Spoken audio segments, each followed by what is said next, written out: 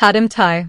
In the fertile lands of Yemen, nestled between the sun-scorched desert and the whispering sea, ruled a man whose name was synonymous with virtue, Hatim Tai. He was a prince whose riches were legendary, yet his true wealth lay not in his treasury, but in the boundless depths of his generosity. It was said that 1,000 starved men could arrive at his court and leave feeling like kings, draped in silks, their pockets heavy with gold, and their stomachs full of the finest roasted meats. No request was too grand, no traveler too lowly. His heart and his vault were always open. The fame of Hatim Tai was a soft balm to the poor and a harsh challenge to the proud. Far to the north, beyond the great river, ruled a tyrannical king named Malik Dur.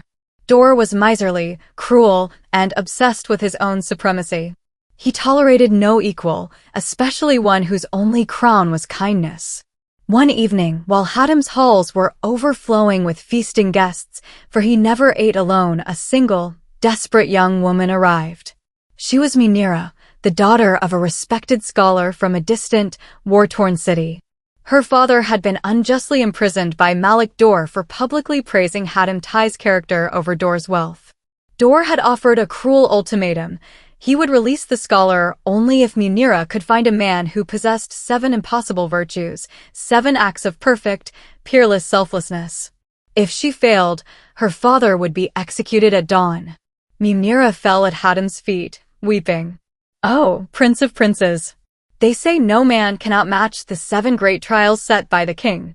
I have journeyed for months, searching for the one heart pure enough to face them." They said, "Go to Yemen. Go to Hatim Tai, the man who would give his own life for a crumb of bread for another.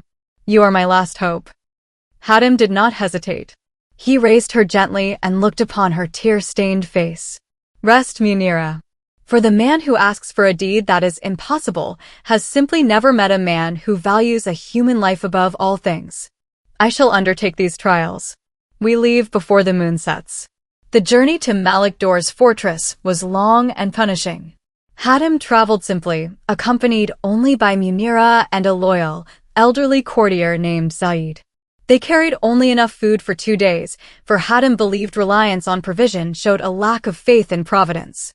On the 3rd day, traversing a harsh, waterless canyon, they saw a truly pitiful sight. A man, starved and dying of thirst, lying next to a carcass of a camel. The man's tongue was swollen, and his eyes were glazed over. Hatim immediately knelt. He carried 2 small leather water skins, one filled with precious drinking water, the other with wine reserved for medicinal purposes. "Water," the man croaked, unable to lift his hand. Hatim uncorked the water skin and held it to the man's lips, giving him the last of their supply. As the man drank greedily, Zaid protested quietly, "My lord, that was our final water. We have many days left." Hatim simply smiled. "A man alive is more valuable than a journey continued, Zaid. We shall find more." The rejuvenated man, seeing the empty water skin, wept with gratitude. "You have saved my life, Prince. I am a humble shepherd, and this is my home. Take this one thing I have left in the world, a flawless, single ruby I found buried in the sand. It will buy you many kingdoms." Hatim gently placed the ruby back into the man's hand. The first virtue, rejecting reward. "My friend," Hatim declared, "if my intent was to be paid, it was not generosity, but trade.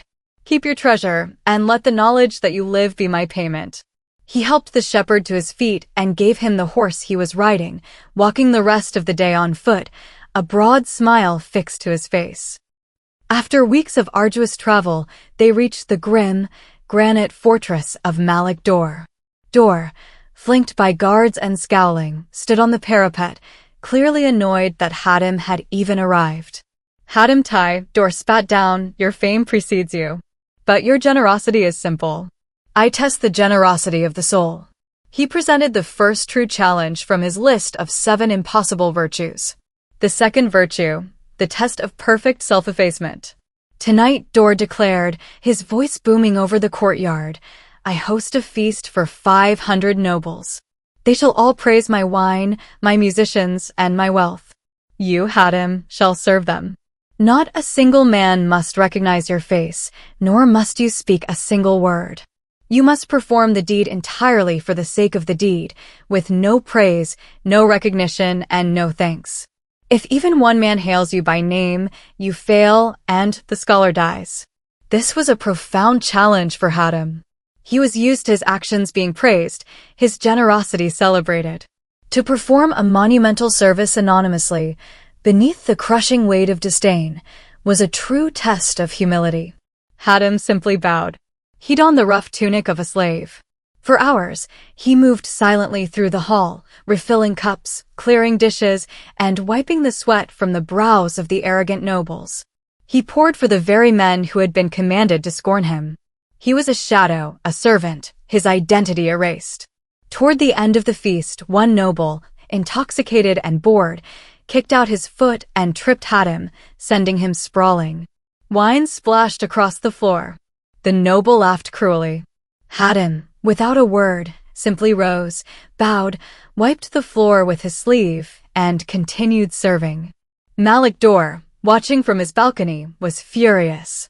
His test was designed to trigger Hatim's pride and provoke a reaction, but Hatim's face remained a mask of selfless composure. Unbelievable, Dor shouted. He did not break silence. He did not flinch. He passes the second virtue. The third virtue, the test of the impossible sacrifice. The next morning, Malik Dor brought out a woman and her small child, tearfully embracing them. Hatim Tai, this woman's child is gravely ill.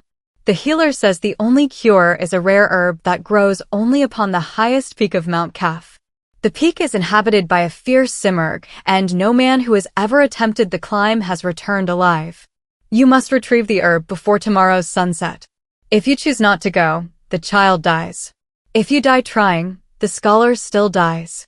This was the core test, a demand for absolute self-sacrifice with no guaranteed outcome. Hatim looked at the woman's despair and the child's weak, feverish face. He did not hesitate. He took a final drink of water, offered a prayer, and began the ascent. Mount Kaf was a labyrinth of ice-slicked rock and lethal drops. Hatim climbed for hours, his hands bloodied, his legs trembling from exertion. He finally reached the simurgh's nest, a massive, wind-swept cavity near the summit. The creature was not present, but the herb, a small, shimmering blue flower, grew on a perilous ledge that jutted out over 1,000-foot drop. As Hatim carefully reached for the flower, the simurgh returned, a colossal bird of prey with feathers of burnished bronze. It landed with a terrible shriek, knocking loose rocks that tumbled into the abyss. Hatim, realizing he could not fight the creature and secure the herb simultaneously, had to choose. He could try to fight, risking the plant's destruction, or he could use himself as a distraction. He tossed a heavy gold bracelet from his wrist in the opposite direction. The simurgh, briefly distracted by the glittering object, swooped to investigate. In that fraction of a second, Hatim seized the blue flower, secured it inside his tunic, and launched himself off the ledge, grabbing a low-hanging branch to break his fall. He did not stop to rest or look back, driven only by the child's impending death. He stumbled back into the courtyard just as the sun dipped below the horizon, bruised, exhausted, but holding the herb aloft. The woman rushed to him, weeping with relief. He has passed the third virtue. He risked certain death for the life of a stranger's child. Dor shouted, his voice laced with venomous admiration. The fourth virtue, the test of perfect generosity. Dor's final challenge was the most insidious. Hatim Tai, look upon my wealth. Dor ordered his guards to drag out enormous chests, overflowing with gold coins, ropes of pearls, and giant uncut emeralds. All this can be yours. This wealth, multiplied 1,000 times, will be yours. You will be the richest man on earth. The catch is this: if you accept this treasure, you will be so wealthy you will never have to give charity again. You will be set for life. However, if you accept, the scholar remains imprisoned, for you will have chosen your own comfort over another's freedom. This was a test designed to tempt the man who had given away all his treasures. The temptation was not the gold itself, but the promise of rest, the promise that he could finally stop giving, stop sacrificing, and live in perpetual luxury. Hatim looked at the immense, glittering pile, then at Munira's face, etched with fear and hope. He looked at the vast, endless desert beyond the castle walls, where hungry men still wandered. He drew a deep, steadying breath. "Malik Dor," Hatim said, his voice ringing with absolute certainty, "the true poverty is to have the means to give and yet deny the act. I have crossed 1,000 leagues and risked my soul not for reward, but for the principle of kindness. The joy of giving is my wealth. The freedom of a man is my treasure." Hatim turned to the immense pile of gold and, with a sweeping gesture of his hand, knocked over the nearest chest. The gold coins scattered across the stone floor. "I reject this comfort, for it is built upon the prison chains of an innocent man. I will return to Yemen with nothing, and that is all I desire." The fourth virtue, choosing principle over permanent wealth. Malik Dor was utterly defeated. His face, usually a mask of haughty indifference, was contorted with disbelief. He had set 4 monumental challenges designed to break Hatim's spirit, his body, or his principles, and Hatim had passed every single one. "I set 7 virtues. You have only completed 4, yet you have 1. How so?" Hatim asked gently. Dor looked toward Munira, who was now smiling, and then back at the pile of scattered, scorned gold. "The remaining 3 virtues," Dor confessed, his voice barely a whisper, "were not for you. They were for the one who would ask you to undertake them. The 5th virtue, to ask another to die for your freedom, which Munira risked. The 6th virtue, to trust a stranger with your father's life, which Munira did. The 7th virtue, to refuse to leave until justice was served, which Munira stood ready to do." Dor looked at Hatim, his eyes reflecting a deep shame.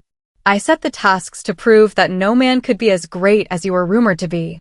I wanted to expose your virtue as a lie born of vanity. But I now see that your fame is merely the echo of your truth. You are not generous because you are rich. You are rich because you are generous. Your greatest deed was not in completing the tasks, but in simply agreeing to the quest for no reward." Malik Dor commanded his guards to release Munira's father immediately. The old scholar, frail but unharmed, rushed into his daughter's arms. Hatim Tai stood quietly, watching the joyful reunion. He had gained no gold, no territory, and no further fame, yet he radiated the quiet satisfaction of a man whose purpose was fulfilled. As Munira and her father prepared for their long journey home, Dor approached Hatim one last time. He gave Hatim a single, simple copper cup. "Take this, Hatim Tai," Dor murmured. "It is the only thing I have ever given that was given without expectation of return.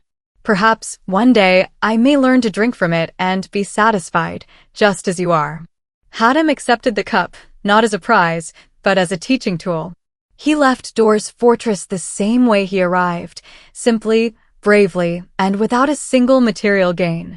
He had proven not only his own virtues but had, in the ultimate act of generosity, planted the seed of goodness in the heart of a tyrant.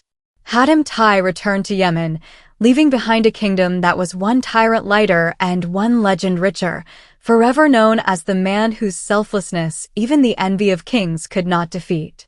Subscribe the channel to get more stories and like this video. Thank you.